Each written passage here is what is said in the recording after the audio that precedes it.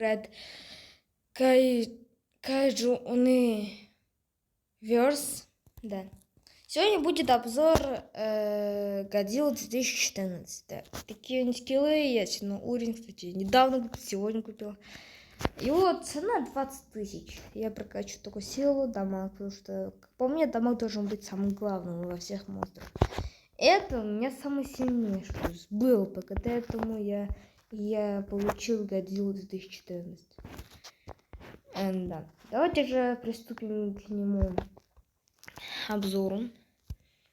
Так, если люди будут мне мешать, ну давайте будем остров рождения, где родились все монстры. Да, не знаю, там посмотрю. Так, ну вот такой вот. Он черный, вот у него такой белый, это животик, вот длинный хвост, длинные шипы и оранжевые глаза. Давайте сначала посмотрим звуки. Первый звук на R. Легендарный рев. Блин, у меня игра лагает сильно из-за. Вот так он кричит. Затем такие появляются иероглифы, светятся. И вот он дальше кричит, и все. Следующий рев. Кстати, в этом реве невозможно шевелиться. Он кричит наверх, воздуху, кажись. Да, ничего такого обязательного, он просто рычит.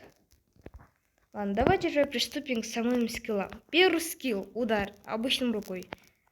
Так, сейчас. Вот такой удар, вот такой ударчик.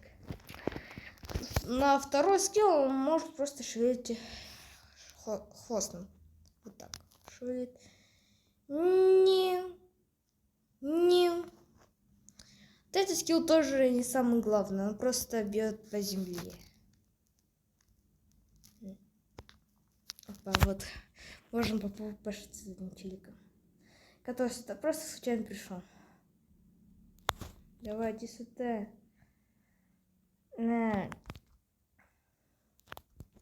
Я тоже могу крутиться, если ты не знал. Это я еще не бью. Да, ПВП я просто слаб, потому что я еще не научился сильно играть. Вот, пример. Я бью одного челика.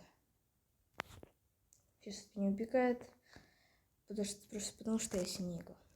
Ну, или просто мало хп. Я не думаю, что он будет таким уж читерским.